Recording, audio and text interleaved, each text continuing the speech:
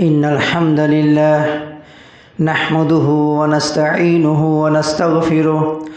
ونعوذ بالله من شرور أنفسنا ومن سيئات أعمالنا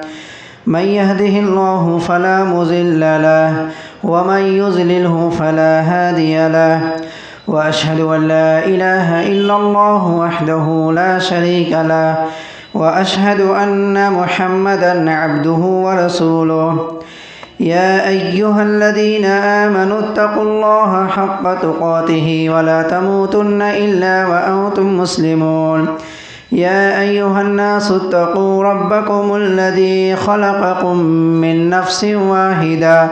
وخلق منها زوجها وبث منهما رجالا كثيرا ونساء واتقوا الله الذي تساءلون به والأرحام إن الله كان عليكم رقيبا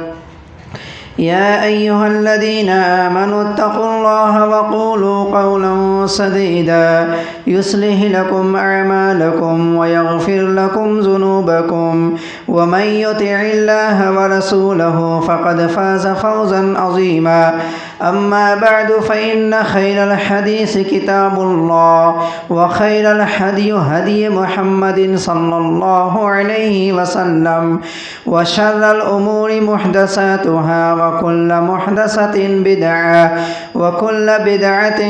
ضلالة وكل ضلالة في النار قال الله تبارك وتعالى في الكلام المجيد والفرقان الحميد أعوذ بالله من الشيطان الرجيم بسم الله الرحمن الرحيم يا أيها الذين آمنوا أطيعوا الله وأطيعوا الرسول وأولي الأمر منكم فإن تنازعتم في شيء فردوه إلى الله ورسول إن كنتم تؤمنون بالله واليوم الآخر ذلك خير وأحسن تأويلا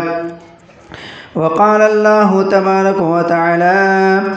إنما كان قول المؤمنين إذا دعوا إلى الله ورسوله أن يقولوا سمعنا وأطعنا وأولئك هم المفلحون وقال نبي عليه الصلاة والسلام لا طاعة لمخلوق معية الخالق رواه بخاري ومسلم اللهم صل على محمد وعلى آل محمد كما صليت على إبراهيم وعلى آل إبراهيم إنك حميد مجيد اللهم بارك على محمد وعلى آل محمد كما باركت على إبراهيم وعلى آل إبراهيم إنك حميد مجيد ہر طرح کی تعریف حمد و ثنا کبریائی اور بزرگی اللہ رب العالمین کے لیے لائق و زیبا ہے، جو تمام کائنات کا تنہا مربی اور پالنہار ہے۔ درود و سلام ہو اللہ رب العالمین کے تمام نبیوں اور رسولوں پر، بالخصوص بے انتہا ان گنت لاتعداد درود و سلام ہو اللہ کے آخری نبی ہمارے اور آپ کے محبوب جناب محمد رسول اللہ صلی اللہ علیہ وسلم پر، آمین یا رب العالمین۔ محترم سامعین اکرام، ابھی خطبہ حاجہ کے بعد میں قرآن مجید میں سے 2 آیت اور 2 سورتوں میں سے 2 جگہوں سے 2 آیت تلاوت کرنے کا شرف حاصل کیا ہوں، اور ایک حدیث جو صحیح بخاری مسلم میں ہے اسے بھی میں نے پڑھا ہے۔ اللہ تبارک و تعالیٰ سے دعا کرتا ہوں کہ اللہ سبحانہ و تعالیٰ میں جس عنوان کو یا جس مضمون کو لے کر آج کے خطبہ جمعہ میں حاضر ہوا ہوں، اللہ سبحانہ و تعالیٰ مجھ ناچیز کو قرآن و حدیث کی روشنی میں صحیح بات کہنے کی توفیق عطا فرما، اور ہم تمام بھائیوں اور بہنوں کو ان باتوں پر سننے کے بعد عمل کرنے کی توفیق عطا فرما، آمین یا رب العالمین۔ محترم سامعین اکرام، اللہ تعالیٰ قرآن مجید میں فرماتا ہے کہ انما کان قول المؤمنین اذا دعوا الی اللہ ورسولہ ان یقولوا سمعنا واطعنا۔ اللہ تعالیٰ مومنوں کی اوصاف اور صفت بیان کر رہا ہے، چاہے وہ مومن مرد ہو یا مومنہ خواتین عورتیں ہوں، ان دونوں کے تعلق سے اللہ فرماتا ہے کہ انما کان قول المؤمنین، مومنین کی، ایمان والوں کی صفت یہ ہے، ان کی خوبی اور پہچان یہ ہے، ان کی اچھائیاں یہ ہے کہ جب بھی ان کو قرآن و حدیث کی بات، اذا دعوا الی اللہ و رسولی، اسے جب بلایا جاتا ہے، دعوت دی جاتی ہے اللہ کی طرف اور اللہ کے رسول کی طرف، تو ان یقولوا سمعنا و اطعنا، تو مومن جو ہوتے ہیں دعوت کو قبول کرتے ہیں، کہتے ہیں کہ میں سن لیا ہوں اور میں اس کی اطاعت و فرما برداری کروں گا۔ اللہ تعالیٰ ایسے لوگوں کے تعلق سے فرماتا ہے وَأُولَئِكَ هُمُ الْمُفْلِحُونَ، ایسے ہی لوگ جو دعوت کو قبول کرتے ہیں، اللہ کی اور اللہ کے رسول کی بات کو سنتے ہیں، عمل کرتے ہیں، تو ایسے لوگوں کے اوپر اللہ رب العالمین کی رحمت ہے۔ وَأُولَئِكَ هُمُ الْمُفْلِحُونَ، ایسے لوگ جو ہیں وہ ہدایت یافتہ ہی نہیں بلکہ وہ کامیاب لوگ ہیں، فلاح پانے والوں میں سے ہیں، الحمدللہ۔ تو اس آیت کریمہ کو مد نظر رکھتے ہوئے میں آپ تمام بھائیوں اور بہنوں سے اللہ رب العالمین کو فضل و کرم سے اچھی امید رکھوں گا کہ ابھی سے لے کر کے اور پھر وقت ختم ہونے تک جو بھی باتیں قرآن و حدیث کی روشنی میں کہی جائے گی، سنی جائے گی، قرآن حدیث کی روشنی میں جو بتائی جائے گی، وہ آپ اسے سننے کے بعد قبول کریں گے اور اس کو اپنے عمل میں، اپنی زندگی میں لانے کی کوشش کریں گے انشاءاللہ تبارک و تعالی۔ میرا آج کا عنوان ہے دین میں مسلمان اتباع کس کی کرے؟ مسلمان چاہے مرد ہو یا عورت ہو، وہ اتباع کس کی کرے دین میں، میرا عنوان ہے۔ اس سے پہلے میں ایک بات کہنا چاہتا ہوں کہ عام طور پر انسان یا مسلمان تابعداری یا فرما برداری کس کی کرے؟ تو عام طور پر اور دین میں دونوں میں فرق ہے۔ عام طور پر آدمی ہر کسی کی تابعداری، ہر کسی کی بات مان سکتا ہے، جیسے ایک اولاد اپنے والدین کی بات مانتا ہے،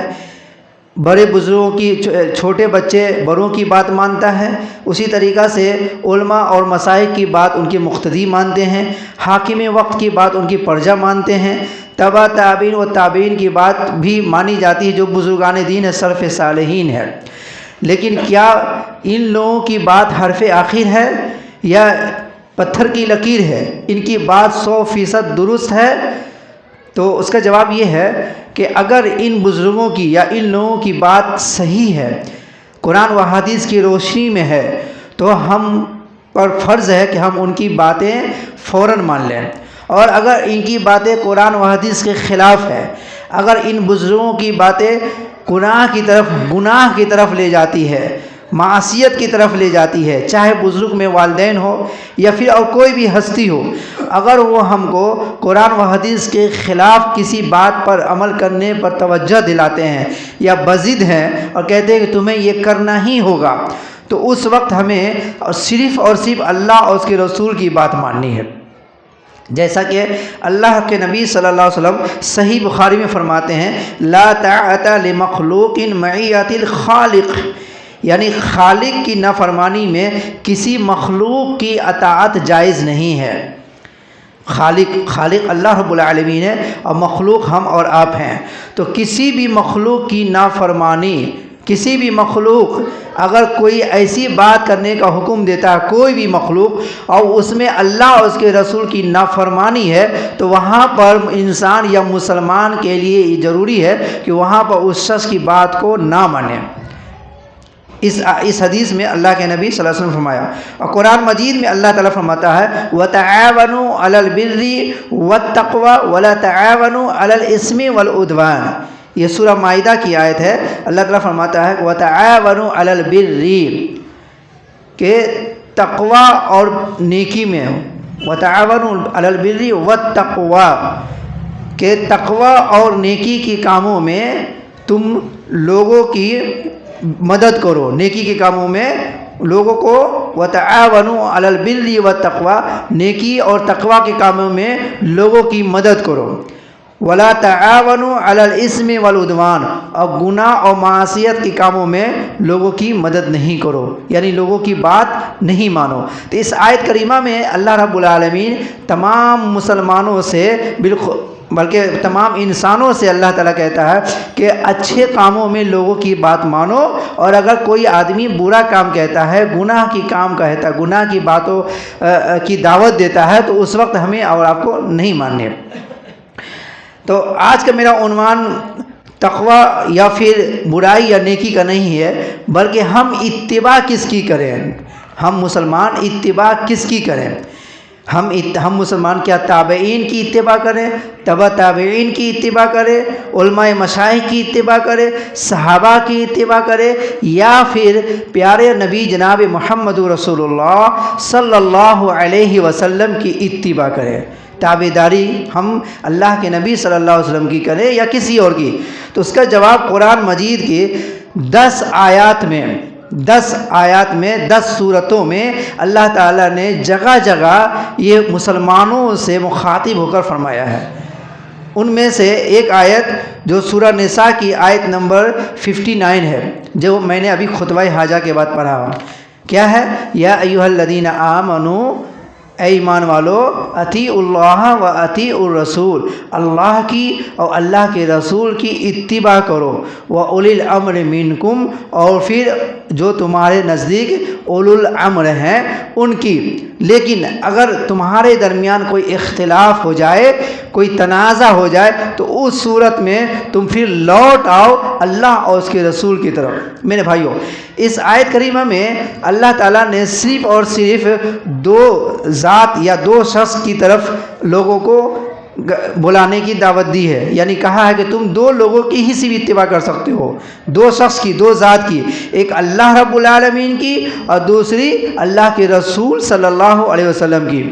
صرف 2 علماء کی اتباع یا پھر کسی اور رہبر کی اتباع، اولو الامر کی اتباع صرف اس وقت جائز ہوگی جب وہ اولو الامر یا کوئی عالم، کوئی مشائخ، کوئی حاکم وقت اگر وہ قرآن و حدیث کی روشنی میں اچھے کاموں کی دعوت دیتا ہو، اچھی باتوں کی طرف بلا رہا ہو، تب ہم اس کی بات مانیں گے، ورنہ اس وقت اس کی بات، اولو الامر کی بات نہیں مانیں گے، کیونکہ اتباع کے لائق صرف اور صرف اللہ اور اس کے رسول ہے، دوسرا کوئی نہیں ہے۔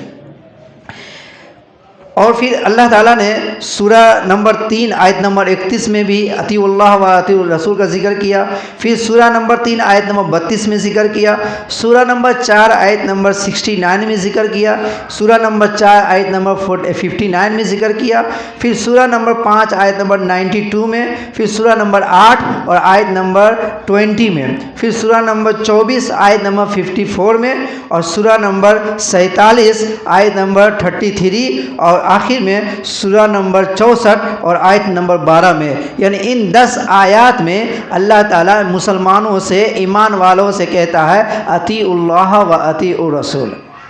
سورہ آل عمران آیت نمبر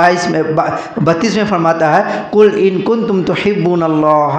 فاتبعونی یحببکم اللہ۔ اے نبی، آپ لوگوں سے کہہ دیجئے کہ اگر یہ تم چاہتے ہو کہ اللہ سبحانہ و تعالیٰ تم سے محبت کرنے لگے، تم میری اتباع کرو۔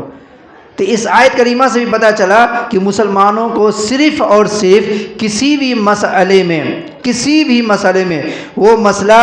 دین اور ایمان کا مسئلہ ہے تو اس میں جو ہے ہمیں اللہ اور اس کے رسول کی بات کو ماننی ہے۔ عقیدے کی مسئلہ، نماز روزے کی مسئلہ، زکوٰۃ و صدقات و خیرات یا حج کے مسائل ہو یا پھر دینی کوئی فروعی مسائل ہو، ان مسائل میں صرف اور صرف مسلمان اللہ اور اس کے رسول کی بات کو مانے گا۔ یہ اللہ تعالیٰ کا فرمان ہے کہ دینی مسائل ہو، عقیدے کا معاملہ ہو، اس میں صرف ہم اللہ اور اس کے رسول کی بات مانیں گے۔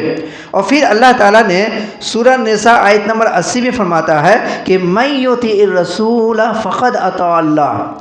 اس آیت میں اللہ تعالیٰ صرف اور صرف رسول کی اتباع کرنے کا حکم دے رہا ہے اور کہہ رہا ہے کہ جس نے بھی رسول کی اتباع کی، جس نے رسول کی تابعداری کی، جس نے رسول کی فرمانبرداری کی، فقد اطاع اللہ، بس اس نے اللہ رب العالمین کی اطاعت کی۔ اللہ تعالیٰ نے اس آیت میں رسول کے علاوہ کسی اور دوسرے شخص کا ذکر نہیں کیا۔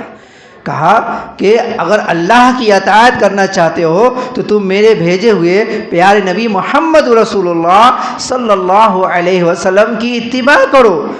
لقد کان لکم فی رسول اللہ اسوۃ حسنہ، اے مسلمانوں تمہارے لیے محمد رسول اللہ صلی اللہ علیہ وسلم کی زندگی میں اسوہ اور حسنہ ہے، یعنی بہترین نمونہ، بہترین آئیڈیل تمہارے نزدیک کوئی ہے تو محمد رسول اللہ صلی اللہ علیہ وسلم ہے۔ اس لیے محمد صلی اللہ علیہ وسلم کی اتباع کرو، فرمانبرداری کرو، ان کی تابعداری کرو، ان کے نقش قدم پر چلو، ان کے پیچھے پیچھے چلو، وہ جو کہے اسے مانو، اور جس چیز سے وہ منع کرے تم اس سے رک جاؤ۔ یہ اللہ تعالیٰ جگہ بہ جگہ اللہ تعالیٰ نے محمد رسول اللہ صلی اللہ علیہ وسلم کی اتباع کرنے کا حکم دیا۔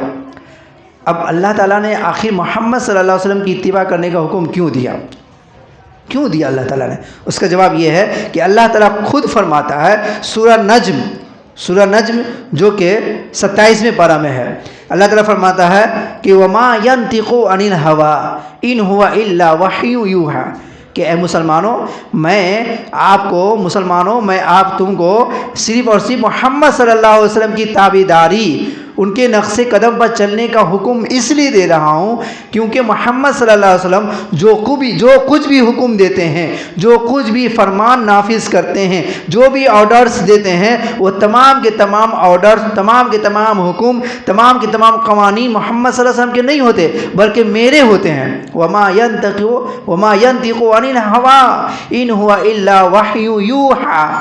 کہ نبی اپنی زبان اطہر سے، اپنی من مانی سے، اپنے من سے کچھ بھی نہیں کہتے، کچھ بھی نہیں کہتے۔ دین کے معاملے میں، عقیدے کے معاملے میں، روزہ، نماز، حج، روزہ، زکوٰۃ، صوم و صلاۃ یا دیگر دینی مسائل کے معاملے میں محمد صلی اللہ علیہ وسلم کی ذاتی رائے ہوتی ہی نہیں ہے، بلکہ محمد صلی اللہ علیہ وسلم وہی بات کہتے ہیں جو اللہ سبحانہ و تعالیٰ وہی نازل کرتا ہے کہ اے نبی آپ یہ میرے بندوں سے یہ کہہ دیجئے یا یہ قانون نافذ کر دیجئے۔ اس کی سب سے بڑی مثال آپ جب سنیں گے تو آپ کو حیرت ہوگی، قرآن مجید میں ایک ایسی مثال ہے کہ آپ جب سنیں گے تو کہیں گے اللہ اکبر، واقعی میں اللہ کے نبی صلی اللہ علیہ وسلم کے اوپر ذرہ برابر بھی دین کے معاملات میں اختیارات نہیں تھا کہ آپ صلی اللہ علیہ وسلم اپنے من سے یا اپنے دل سے کسی بھی مسئلے کو ہاں کہہ دے یا نہ کہہ دے، یا حلال کہہ دے یا حرام کہہ دے، جائز کہہ دے یا ناجائز کہہ دے، صحیح کہے یا غلط کہے، محمد صلی اللہ علیہ وسلم کو اختیار ذرہ برابر نہیں تھا۔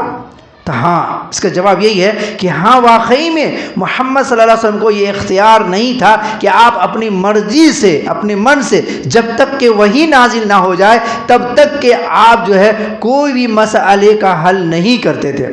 سورہ مجادلہ آپ پڑھیں، 28ویں پارہ کی سب سے پہلی صورت ہے، 28ویں پارہ کے اللہ تعالیٰ اس میں قد سمع اللہ قول التی تجادلک فی زوجہا وتشتکی الی اللہ واللہ یسمع تحاورکما ان اللہ سمیع بصیر۔ یہ آیت ہمیں یہ دعوت دے رہی ہے اور یہ ہمیں بتا رہی ہے کہ اللہ کے نبی صلی اللہ علیہ وسلم اپنے من سے اللہ کے قانون کو بدلنے کا اختیار نہیں رکھتے تھے۔ کیا مثال ہے، کیا معاملہ ہے؟ معاملہ یہ ہے مختصراً کہ اللہ کے نبی صلی اللہ علیہ وسلم کے پاس ایک خاتون ایک مسئلے کو لے کر آتی ہے، ایک معاملے کو لے کر آتی ہے جو ان کے شوہر کے درمیان ہوا تھا۔ تو آپ صلی اللہ علیہ وسلم نے کہا کہ چونکہ یہ قانون اللہ تعالیٰ نے بنایا ہوا ہے، یہ قانون پہلے سے چلتا آ رہا ہے اور اس قانون کے بارے میں اللہ تعالیٰ نے ابھی تک کوئی وحی نازل نہیں کی ہے، اس لیے جو چلتا آ رہا ہے وہی قانون نافذ رہے گا، لہٰذا تمہارا شوہر تمہارے اوپر حرام ہے۔ یعنی اس کے شوہر اس کے ساتھ زہار کر لیے تھے، تو کہے کہ یہ حرام ہے، میں اس میں کوئی رد و بدل نہیں کر سکتا ہوں، چینجنگ نہیں کر سکتا۔ کیوں؟ کیونکہ میں اللہ کا حکم کا پابند ہوں، اللہ نے ابھی تک کوئی وحی نازل نہیں کی، کوئی دوسرا فرمان نازل نہیں کیا، کوئی دوسری قانون نازل نہیں کی، اس لیے میں اللہ رب العالمین کے حکم کا پابند ہوں، اس سے کوئی بھی بات اپنی مرضی سے آپ کو یا تم کو نہیں بتا سکتا ہوں۔ اور نہیں بتایا آپ صلی اللہ علیہ وسلم نے۔ وہ خاتون بار بار گریہ جاری کرتی رہی، روتی رہی، بار بار التجا کرتی رہی، گھنٹوں کرتی رہی، لیکن آپ صلی اللہ علیہ وسلم خاموش تھے، کچھ نہیں جواب دے رہے۔ لاسٹ میں وہ عورت جو ہے اللہ رب العالمین سے کہنے لگی، اے اللہ تو سن رہا ہے نا، محمد صلی اللہ علیہ وسلم تو شریعت ساز نہیں ہے، شریعت قانون کو نافذ کرنے والے نہیں، لیکن آپ تو ہیں نا، اے اللہ آپ محمد صلی اللہ علیہ وسلم کے اوپر کوئی ایسی آیت نازل کر تاکہ ہمارا معاملہ حل ہو جائے۔ تب اللہ تعالیٰ نے اس خاتون کی بات کو سنا، اور سننے کے بعد پھر نیا قانون نافذ ہوا۔ اس کے بعد اللہ کے نبی صلی اللہ علیہ وسلم وہ آیت جو اللہ کے نبی صلی اللہ علیہ وسلم پر نازل ہوئی وہ پڑھ کر سنائے، اور پھر سے نیا ایک قانون بن گیا۔ تو اس آیت سے پتہ چلتا ہے کہ اللہ کے نبی صلی اللہ علیہ وسلم کی اتباع ہمارے لیے ضروری اور فرض صرف اس لیے ہے کیونکہ اللہ کے نبی صلی اللہ علیہ وسلم اپنی ذات سے، اپنی من سے کوئی ایسی بات نہیں کہتے تھے جب تک کہ اللہ تعالیٰ کوئی فرمان نافذ نہیں کر دیتا۔ اسی لیے سلف صالحین کا یہ عقیدہ تھا، بڑے بڑے صحابہ اور بڑے بڑے بزرگان دین کا، کہ اگر ہماری بات، میری بات اگر قرآن و سنت کے خلاف ہو تو میری بات کو دیوار پر مار دو، چاہے میں کتنی بڑی بزرگی کی انتہا تک پہنچ جاؤں، لیکن اگر میری بات قرآن و سنت کے خلاف ہو تو تم قرآن و سنت کو اپنانا، لیکن میری بات کو دیوار پر مار دینا۔ ان میں سے 4 ائمہ کا مثال آپ سب کے سامنے ہے، جس میں سے میں 2 کا بیان کرتا ہوں۔ حضرت امام مالک رحمہ اللہ فرماتے ہیں کلو یؤخذ من قولی ویترک الا صاحب ھذا القبر۔ یہ اس وقت کا واقعہ ہے کہ امام مالک رحمہ اللہ مدینہ میں محمد صلی اللہ علیہ وسلم کی قبر اطہر کے پاس کھڑے ہیں اور اپنے شاگرد کے ساتھ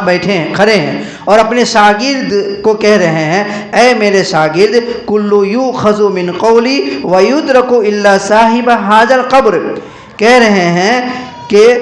دنیا میں ہر شخص کی بات کو چھوڑی بھی جا سکتی ہے اور لی بھی جا سکتی ہے، دنیا کی ہر شخص کی بات کو ریجیکٹ بھی کیا جا سکتا ہے اور قبول بھی کیا جا سکتا ہے، سوائے اس شخص کا جو قبر میں دفن ہے۔ کیونکہ یہ وہی بات کہتے تھے جو اللہ تعالیٰ محمد صلی اللہ علیہ وسلم پر نازل کرتا تھا، اسی لیے ان کی بات جو تھی وہی حرف آخر ہے، ان کی بات نہ تو لی جا سکتی، نہ تو چھوڑی جا سکتی ہے اور نہ ہی اسے بڑھائی جا سکتی ہے، نہ گھٹائی جا سکتی، کچھ نہیں، رد و بدل چینجنگ کچھ بھی نہیں کیا جا سکتا ہے۔ جو کچھ اللہ کے نبی صلی اللہ علیہ وسلم کہہ دیے وہ حرف آخر ہے۔ اسی طریقہ سے امام مالک رحمہ اللہ فرماتے ہیں کہ اذا صح الحدیث فہو مذہبی۔ امام ابو حنیفہ رحمۃ اللہ کہتے ہیں کہ اذا صح الحدیث فہو مذہبی، کہ جو صحیح حدیث ہے، دیکھیے لفظ پر غور کیجئے، یہ صرف نہیں کہے کہ اذا ھذا الحدیث فہو مذہبی، نہیں، اذا ھذا الحدیث کے مطلب ہوا کہ جو حدیث ہے وہی ہمارا مذہب ہے، لیکن صحیح الحدیث یعنی جو صحیح حدیث ہے، جو صحیح حدیث ہے، ضعیف نہیں، منکر نہیں، موضوع نہیں، مرسل نہیں، حسن نہیں، بلکہ ایک دم جو تواتر طریقہ سے جو صحیح حدیث ہے وہی ہمارا مذہب ہے، اسی طریقہ پر میں ہوں۔ اور پھر اپنے شاگرد، ان کے 3 شاگرد تھے، ایک محمد تھے اور ایک دوسرا کا نام جو تھا یوسف اور تیسرا کا نام امام ظفر تھے۔ 3 خاص شاگرد تھے جس میں سے 2 اہم تھے، محمد اور ابو یوسف۔ ان دونوں کو کہتے ہیں کہ تم میری سب باتوں کو نوٹ مت کرو، لکھو نہیں کتابوں میں، بلکہ آج میں کسی مسئلے کا حل کسی اور ذریعہ سے، کسی اور حساب سے کرتا ہوں، اور کل جب کوئی حدیث آ جاتی ہے تو میں حدیث کے حساب سے مسئلے کا حل کرتا ہوں۔ اس سے ساری بات نہ لکھو، بلکہ وہی بات لکھو جو بات میں صحیح کہوں، قرآن و سنت کے مطابق کہوں۔ اس حدیث سے، اس واقعہ سے، اس روایت سے پتہ چلتا ہے الحمدللہ امام ابو حنیفہ رحمہ اللہ بھی قرآن و سنت والے تھے، الحمدللہ۔ اس واقعہ سے، اس حدیث سے پتہ چلتا ہے۔ لیکن اب ایک سوال ہے جو میں اس پر انشاءاللہ تبصرہ کروں گا، 2 باتوں پر تبصرہ آج کروں گا، پھر انشاءاللہ آئندہ اگر پھر چاہا تو اللہ نے چاہا تو اسی موضوع کو برقرار رکھتے ہوئے دیگر اور دلائل دوں گا، کیونکہ وقت بہت اسپیڈ سے بڑھ رہا ہے، اسی لیے میں چاہتا ہوں کہ صرف 2 باتوں کا ذکر آج کروں گا۔ ایک یہ کہ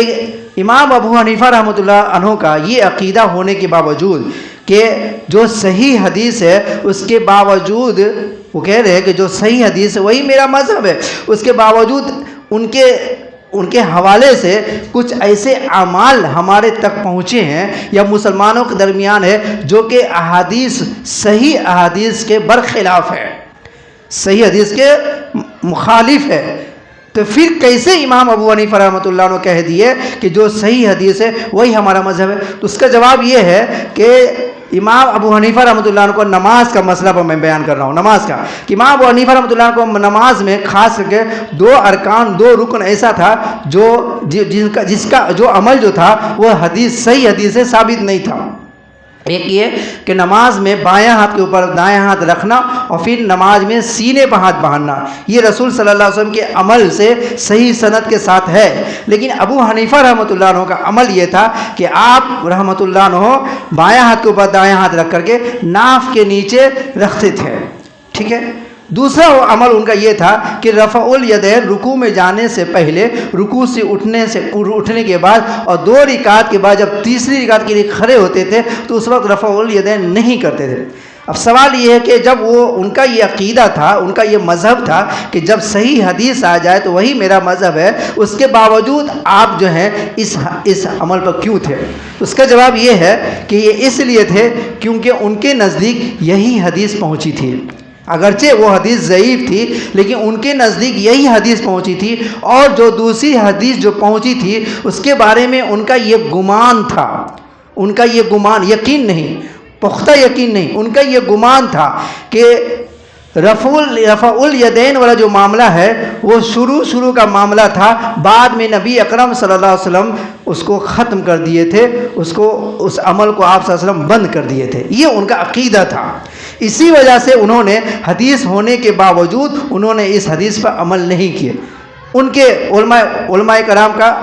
یہ قول ہے کہ وہ اس لیے نہیں کیے کہ ان کے نظر میں یہ بات تھی کہ آپ صلی اللہ علیہ وسلم کا یہ عمل شروع کو تھا، بعد میں آپ نے ترک کر دیا، اور بعد میں آپ نے رفع الیدین نہیں کیا، اس لیے نہیں کرتے۔ اب دیکھتے ہیں حدیث کے حوالے سے، تاریخ کی کتابوں سے، کیا واقعی میں آپ صلی اللہ علیہ وسلم کا یہ عمل ترک کر دیا گیا؟ اس سے پہلے میں آپ کو 2 امام کا دلیل دیتا ہوں جو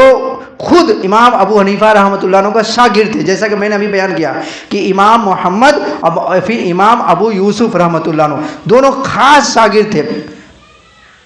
اور ان کو ابو حنیفہ کہتے ہیں کہ اذا صح الحدیث فہو مذہبی، جو صحیح حدیث وہی میرا مذہب ہے۔ ان کے ذہن میں تھی یہ بات، استاد محترم یہ بات کہہ رہے ہیں، اسی لیے جب ان کے پاس امام محمد اور پھر امام ابو یوسف رحمہ اللہ کے پاس جب یہ حدیث آئی، تواتر طریقہ سے حدیث آئی، عبداللہ ابن عمر کے رضی اللہ عنہ کے حوالے سے روایت جب آئی کہ آپ صلی اللہ علیہ وسلم رکوع میں جانے سے پہلے، رکوع سے اٹھنے کے بعد رفع الیدین کرتے تھے، تو حضرت یوسف اور حضرت محمد رحمۃ اللہ عنہ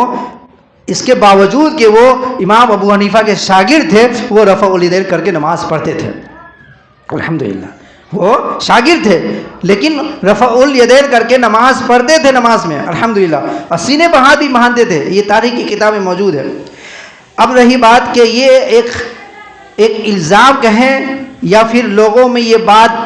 پھیل چکی، چل چکی، اس لیے اس کو ایک رواج مان لے کہ نبی صلی اللہ علیہ وسلم شروع میں یہ عمل کرتے تھے، بعد میں چھوڑ دیے۔ تو آج میں آپ کے سامنے 10 ایسے صحابی ہیں جن کا ذکر میں کر رہا ہوں کہ انہوں نے روایت نبی صلی اللہ علیہ وسلم سے خود کیے، اور خود وہ نبی صلی اللہ علیہ وسلم کو اپنی آنکھوں سے دیکھے کرتے ہوئے 10 ایسے صحابی ہیں۔ ان میں سے اکثر صحابی وہ ہیں جو بعد میں اسلام قبول کیے، شروع میں نہیں۔ یعنی ہجرت، نبی صلی اللہ علیہ وسلم مکہ سے ہجرت جب کیے تھے تو 13 سال مکہ میں تھے، یعنی نبوت کے 13 سال تک مکہ میں تھے، اور اس کے بعد آپ صلی اللہ علیہ وسلم مدینہ گئے، 10 سال مدینہ میں رہے۔ اور یہ میں جتنے بھی صحابی کا ذکر کر رہا ہوں، یہ 10 صحابی مدینہ میں آپ صلی اللہ علیہ وسلم سے ملاقات کرتے ہیں، یعنی اسلام آنے کے 13 سال کی بعد کی بات ہے۔ حضرت عبداللہ بن عمر رضی اللہ عنہ، یہ عمر کا بیٹا عبداللہ ہے، بخاری مسلم کی حدیث ہے، حدیث نمبر 735 ہے۔ یہ کہتے ہیں کہ میں نے نبی صلی اللہ علیہ وسلم کو نماز میں رفع الیدین کرتے ہوئے دیکھا ہے، رکوع میں جانے سے پہلے، رکوع سے اٹھنے کے بعد، اور 2 رکعت پڑھنے کے بعد جب تیسری رکعت کے لیے کھڑے ہوتے، جب ہاتھ باندھتے، اس سے پہلے آپ رفع الیدین کرتے۔ یہ صحیح بخاری مسلم۔ عبداللہ ابن عمر کون ہے؟ عبداللہ ابن عمر یہ جب مدینہ میں نبی صلی اللہ علیہ وسلم تھے، اس وقت ان کی عمر 8 یا 7 سال کی عمر کی تھی، جب آپ صلی اللہ علیہ وسلم دنیا سے جا رہے تھے اس وقت، تو یہ شروع کی بات نہیں ہے۔ دوسری دلیل وائل بن حجر رضی اللہ عنہ، یہ سنن نسائی کی روایت ہے، حدیث نمبر 1020 ہے۔ یہ حضرت جو ہیں، یہ صحابی 9 ہجری میں اسلام قبول کرتے ہیں، 9 ہجری میں، یعنی کہ آپ صلی اللہ علیہ وسلم کو دنیا سے جانے کے تقریباً 1 سال یا سوا سال پہلے، 1 سال یا سوا سال پہلے یہ شخص اسلام قبول کرتے ہیں، اور پھر یہ خود کہتے ہیں کہ میں نے نبی صلی اللہ علیہ وسلم کو ایسے نماز پڑھتے دیکھا ہے۔ پھر مالک بن حویرث رضی اللہ عنہ، صحیح بخاری کی حدیث، حدیث نمبر 737 ہے، یہ بھی 9 ہجری میں اسلام قبول کرتے ہیں۔ باہر سے آتے ہیں، مدینہ آتے ہیں، آپ صلی اللہ علیہ وسلم کے ساتھ 20 دن رہتے ہیں، آپ صلی اللہ علیہ وسلم کا نماز کا طریقہ دیکھتے ہیں، اس کے بعد پھر اپنے لوگوں میں جاتے ہیں، وہاں جا کر کے اپنے ساتھی کو، اپنے شاگرد کو نبی صلی اللہ علیہ وسلم کا نماز کا طریقہ بتاتے ہیں۔ حضرت ابو حمید سعدی رضی اللہ عنہ، نمبر 4، یہ بھی حمید سعدی، یہ صحابی جو ہیں رضی اللہ عنہ 10 صحابہ کے درمیان اس حدیث کو، نبی صلی اللہ علیہ وسلم کے اس عمل کو، اس فعل کو سامنے رکھتے ہیں۔ ایسا کیوں کرتے ہیں؟ کیونکہ آپ رضی اللہ عنہ دیکھ رہے تھے کہ کچھ ایسے لوگ ہیں جو نماز محمد صلی اللہ علیہ وسلم کے طریقے کے مطابق نہیں پڑھ رہے ہیں، تو آپ نے کہا کہ تم لوگ نماز ایسے پڑھتے ہو، میں نے نبی صلی اللہ علیہ وسلم کو نماز ایسے پڑھتے دیکھا ہے، یعنی نماز میں رفع الیدین کرتے دیکھا ہے۔ جب حضرت ابو حمید سعدی رضی اللہ عنہ اس حدیث کو بیان کیے، ان کے ارد گرد میں 10 صحابی موجود تھے، 10 نے گواہی دی اور کہا ہاں اللہ کی قسم محمد صلی اللہ علیہ وسلم ایسے ہی نماز پڑھتے تھے۔ تو کتنا ہوا؟ 4 ادھر اور 10 ادھر، 14 صحابی ہو گئے۔ پھر 5واں صحابی براء بن عازب رضی اللہ عنہ، ابو داؤد کی حدیث، حدیث نمبر 744 ہے، یہ بھی یہی روایت بیان کرتے ہیں۔ ابو قتادہ رضی اللہ عنہ، مسند احمد کی روایت ہے، یہ بھی یہی روایت بیان کرتے ہیں۔ پھر انس بن مالک دارقطنی میں ہے، حدیث نمبر 1073 ہے۔ پھر جابر بن عبداللہ رضی اللہ عنہ مسند احمد میں ہے۔ پھر علی بن ابی طالب، علی رضی اللہ عنہ جو نبی صلی اللہ علیہ وسلم کے داماد بھی ہیں اور پھر چچا زاد بھائی بھی ہیں، رشتہ دار ہیں، بہت قریبی رشتہ ہے، اہل بیت میں سے ہیں، وہ کہتے ہیں کہ نبی صلی اللہ علیہ وسلم، یہ جو ہے سنن بہقی کی روایت ہے، حدیث نمبر 2796، کہ نبی صلی اللہ علیہ وسلم نماز میں رکوع جانے سے پہلے، تکبیر تحریمہ کے وقت، رکوع میں جانے سے پہلے اور رکوع سے اٹھنے کے بعد، اور پھر 2 رکعت کے بعد تیسری رکعت کے لیے کھڑے ہوتے تھے، تو آپ صلی اللہ علیہ وسلم نماز میں رفع الیدین کرتے تھے۔ اس کے بعد عبداللہ بن عباس رضی اللہ عنہ، یعنی عباس کا بیٹا عبداللہ رضی اللہ عنہ، سنن دارقطنی میں روایت موجود ہے۔ تو ان تمام دلائل سے پتہ چلتا ہے کہ تمام کے تمام صحابہ، وہ صحابہ جو آپ صلی اللہ علیہ وسلم کے صحبت میں تھے، انہوں نے دیکھا آپ کے نماز کا طریقہ، تو آپ نے کیا، اور پھر آپ نے لوگوں کو دعوت دی کرنے کی۔ تو ابھی بھی میں نے کچھ دیر پہلے میں نے کہا تھا کہ مسلمان وہ ہے، ایمان والا وہ ہے کہ جب اس کے سامنے قرآن و حدیث کی بات بتائی جاتی ہے تو وہ کہتا ہے اَيَّقُولُ سَمِعْنَا وَأَطَعْنَا وَأُولَٰئِكَ هُمُ الْمُفْلِحُونَ، کہ ہم نے سنا اب اس پر عمل کریں گے۔ اب سوال یہ پیدا ہوتا ہے کہ کیا انہی چند صحابی جو ابھی میں نے بیان کیا، انہی چند صحابی نماز کے تعلق سے جانتے تھے اور صحابی نہیں جانتے تھے؟ ابو بکر ہو گئے، عمر ہو گئے، بہت سارے بڑے بڑے صحابی۔ تو اس کا جواب یہ ہے کہ میرے بھائیوں، نبی اکرم صلی اللہ علیہ وسلم کے پاس جو صحابی موجود ہوتے تھے، قریب ہوتے تھے، وہی صحابی روایت کرتے تھے، حدیث کے راوی ہوا کرتے تھے۔ کوئی صحابی عمان میں رہتے تھے، کوئی مصر میں رہتے تھے، ایمان قبول کرنے کے بعد کوئی شام چلے گئے، کوئی فلسطین چلے گئے، کوئی عراق چلے گئے، کوئی کہیں چلے گئے اسلام قبول کرنے کے بعد۔ تو جو موجود ہوتے تھے زیادہ تر وہی حدیث کے روایت کرنے والے تھے، جس میں سے سب سے زیادہ ابو ہریرہ رضی اللہ عنہ تھے۔ ابو ہریرہ سے بھی حدیث روایت ہے۔ تو یہ مسئلہ ہے کہ آپ صلی اللہ علیہ وسلم نماز میں صرف ایک بار رفع الیدین کرتے تھے، یہ مسئلہ غلط ہے، بلکہ صحیح یہی ہے کہ آپ صلی اللہ علیہ وسلم نماز میں تکبیر و تحریمہ کے وقت دونوں ہاتھوں کو کاندھا تک اٹھاتے تھے، رکوع میں جانے کے وقت دونوں ہاتھوں کو کاندھا تک اٹھاتے تھے، رکوع سے اٹھنے کے بعد سمیع اللہ لمن حمیدہ کہنے کے بعد آپ صلی اللہ علیہ وسلم دونوں ہاتھوں کو کاندھا تک اٹھاتے تھے، پھر 2 رکعت کے بعد تیسری رکعت کے لیے کھڑے ہوتے تھے، اس وقت بھی ہاتھوں کو بہاننے سے پہلے رفع الیدین کرتے تھے۔ یہ مسئلہ ہے۔ اچھا، ایک اور مسئلہ کیونکہ میرا عنوان ہے کہ ہم مسلمان کس کی اتباع کریں، چاہے مرد ہو چاہے عورت ہو. تو اس کا جواب یہ ہے کہ ہم مسلمان دینی اور عقائد کے مسائل میں ہم محمد صلی اللہ علیہ وسلم کی اتباع کریں گے، ہر دین کے ہر ایک مسئلہ میں، چاہے اس کے خلاف کوئی بھی ہو. تو میں آپ کو ایک اور مسئلہ لے کر آیا ہوں جو ابھی کچھ روز پہلے یہ مسئلہ ہمارے علاقے میں یہ پیدا ہوئی ہے. ابھی کچھ لمحہ پہلے، کچھ دن پہلے، کہ کسی نے کہا کہ یہ نئے لوگ مسلمان ہوئے ہیں کہ جو خواتین کو مسجد میں نماز پڑھنے کا آرڈر دیتے ہیں، اجازت دیتے، جبکہ حدیث میں ایسا کہیں ہے ہی نہیں ہے. یہ نئی بات آئی ہے معاشرے میں، ٹھیک ہے، کہ خواتین کو مسجد میں نماز پڑھنے کی اجازت اسلام میں نہیں ہے. یہاں تک کہ عمر بن خطاب رضی اللہ عنہ نے اپنے لوگوں کو اس زمانے میں خواتین کو مسجد میں جانے سے روکتے تھے. یہ بات پھیلائی گئی. آئیے میں اس پر تھوڑا احادیث کی روشنی میں، دلائل کی روشنی میں بات کرتا ہوں. کیا واقعی میں ایسا ہوا تھا کہ نبی صلی اللہ علیہ وسلم کے زمانے میں خواتین مسجد میں نماز پڑھنے نہیں جاتی تھی؟ اس کا جواب میں دینے کی کوشش کروں گا. آپ صلی اللہ علیہ وسلم کے زمانے میں کیا عورتیں مسجد میں نماز پڑھنے جاتی تھی یا نہیں جاتی تھی؟ جیسا کہ ابھی کہا جا رہا ہے کہ نبی صلی اللہ علیہ وسلم کے زمانے میں خواتین مسجد میں نماز پڑھنے نہیں جاتی تھی، اور نئے لوگ جو ہوئے ہیں، مسلمان ہوئے ہیں، نئے مذہب پیدا کیے ہیں کہ وہ خواتین کو مسجد میں، پروگرام میں، جمعہ میں، عیدگاہ میں اور تراویح میں مسجد میں عورتوں کو لاتے ہیں، جبکہ یہ فتنہ ہے وغیرہ وغیرہ. تو حدیث کی روشنی میں یہ ہے کہ پہلے میں حدیث نمبر نوٹ کر دوں کہ صحیح بخاری اور مسلم، بخاری کی حدیث 900 اور مسلم کی حدیث 442، اس کو نوٹ کر لیں. اور نہیں یاد کر پا رہے ہیں تو آپ ویڈیو ہو رہا ہے، آپ اسے بعد میں سن سکتے ہیں، آپ اس کو نوٹ کر سکتے ہیں. صحیح بخاری مسلم، بخاری کی حدیث 900 اور مسلم کی حدیث ہے 442. آپ صلی اللہ علیہ وسلم نے بذات خود اپنی زبان مبارک سے کہہ رہے ہیں، اپنے اصحاب رسول صلی اللہ علیہ وسلم کو کہہ رہے ہیں کہ اے میرے صحابہ، تم اللہ کی بندیوں کو مسجد میں جانے سے نہ روکو. دیکھیے بات پر، آج مسجد میں جانے سے روکا جا رہا ہے. نبی صلی اللہ علیہ وسلم کہہ رہے ہیں تم مسجد میں جانے سے اللہ کی بندیوں کو نہ روکو. ایک حدیث. چلیے دوسری حدیث، صحیح بخاری کی حدیث، جو صحیح مسلم کی حدیث،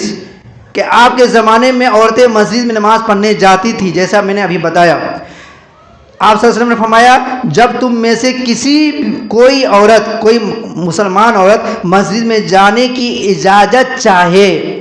مسجد میں کوئی تمہاری بہن یا ماں یا کوئی بھی خواتین مسجد میں جانے کی اجازت چاہے تو تم منع مت کرو، نہ کہو، بلکہ تم اس کو اجازت دے دو. یہ دو روایت ہوئے. تیسری روایت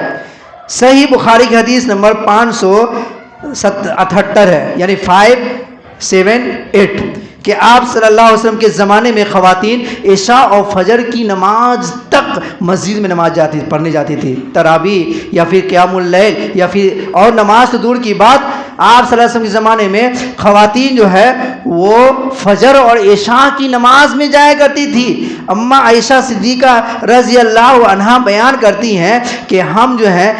صبح فجر کی نماز پڑھنے جب جاتے تھے، جب واپس آتے تھے ہم خواتین تو ابھی اندھیرا ہی ہوا کرتا تھا. سوچئے اس حدیث سے پتہ چلتا ہے کہ آپ صلی اللہ علیہ وسلم کے زمانے میں خواتین مسجد میں جاتی تھی. اب دوسرا سوال، دوسری بات یہ ہے کہ کسی نے کہا کہ عمر رضی اللہ عنہ روکے تھے، تو کیا واقعی میں روکے؟ تو عمر رضی اللہ عنہ کے زمانے میں، عمر رضی اللہ عنہ کے دور خلافت میں ایسا ہوا، کچھ خواتین ایسی ہوئی جو پردے کا لحاظ اور خیال نہیں کی. تو آپ رضی اللہ عنہ یہ سوچے، ان کی اپنی رائے تھی کہ اگر خواتین مسجد میں جاتی ہے تو ہو سکتا ہے فتنہ ہوگا، کیونکہ ایسی خواتین بھی ہے جو اس طرح کے معاملہ میں ہے. جیسا کہ اماں عائشہ صدیقہ رضی اللہ عنہ کہتی ہیں کہ اگر آج محمد صلی اللہ علیہ وسلم ہوتے تو خواتین کو مسجد میں جانے سے روکتے. تو ایسی کچھ خواتین تھی، اسی وجہ سے آپ جو ہے رضی اللہ عنہ منع کیے. لیکن ان کی خود بیوی عمر بن خطاب رضی اللہ عنہ کی بیوی مسجد میں جاتی تھی نماز پڑھنے کے لیے، اور پھر عمر بن خطاب رضی اللہ عنہ ان کو نہیں روکتے تھے. کسی نے اس خاتون سے پوچھا کہ عمر تو منع کرتے ہیں مسجد میں آنے سے خواتین کو، آپ کیوں جاتی ہیں؟ تو وہ کہتی ہیں کہ جب مجھے عمر کہتے ہیں نا کہ آپ مسجد میں مت جاؤ تو میں اللہ کے نبی صلی اللہ علیہ وسلم کی حدیث سنا دیتی ہوں۔ اللہ اکبر کبیرہ۔ میں کس کی حدیث سنا دیتی ہوں؟ اللہ کے نبی صلی اللہ علیہ وسلم کی حدیث سنا دیتی ہوں کہ اللہ کے نبی صلی اللہ علیہ وسلم کا فرمان ہے کہ اللہ کے بندیوں کو مسجد میں جانے سے نہ روکو۔ تو اے عمر، جب اللہ رب العالمین اجازت دے رہا ہے، اللہ کے نبی اجازت دے رہے ہیں، تو پھر آپ ہوتے کون ہیں مجھ کو مسجد میں جانے سے روکنے کے؟ تو جب میں یہ اللہ کے رسول کی حدیث سناتی ہوں، عمر بن خطاب خاموش ہو جاتے ہیں، سلنڈر ہو جاتے ہیں، پھر کچھ نہیں کہتے۔ تو آج بھی اگر کوئی خواتین سے میں گزارش کرتا ہوں کہ کوئی بھی اگر آج آپ کو کہے کہ مسجد میں مت جائیے، تو آپ یہی حدیث سنائیے کہ اللہ کے نبی صلی اللہ علیہ وسلم نے کہا ہے کہ خواتین کو مسجد میں جانے سے نہ روکو، تو ہم نہیں رکیں گے۔ ہاں الا یہ کہ خواتین کے لیے بہتر جگہ نماز کی گھر ہے، بہتر جگہ، لیکن اگر خطبہ سننے کے لیے، جمعہ پڑھنے کے لیے عیدگاہ میں، تراویح میں آنا چاہتی ہے تو اسے آنے دیا جائے، اسے روکا نہ جائے۔ تو وقت ختم ہو چکا ہے۔ انشاءاللہ آئندہ ہفتہ میں بہت ساری دلائل لے کر آؤں گا جس سے ثابت یہ ہوگی کہ صحابہ کرام ہی نہیں بلکہ بہت سارے ایسے بزرگان دین تھے جو ہر حال میں دین کے معاملے میں محمد رسول اللہ صلی اللہ علیہ وسلم کی اتباع کرتے تھے۔ لہٰذا ہم بھی اللہ رب العالمین سے دعا کرتے ہیں کہ اللہ تعالی ہماری بقیہ زندگی جتنی بھی بچی ہے اس زندگی میں محمد صلی اللہ علیہ وسلم کی اتباع و فرمانبرداری کو ڈال دے، یعنی کہ ہر معاملے میں، دین کے ہر ایک معاملے میں، زندگی کے ہر ایک گوشے میں محمد صلی اللہ علیہ وسلم کی سنت پر عمل کرنے کی توفیق عطا فرما،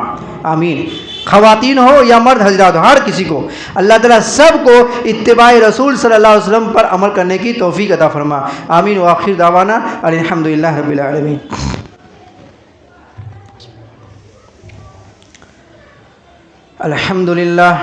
الحمدللہ رب العالمین، والصلاة والسلام على رسوله الكريم، أما بعد، إن الله يأمر بالعدل والإحسان وإيتاء ذي القربى وينهى عن الفحشاء والمنكر والبغي يعظكم لعلكم تذكرون، واذكروا الله وادعوه يستجب لكم، ولذكر الله تعالى أولى وأعز وأكبر۔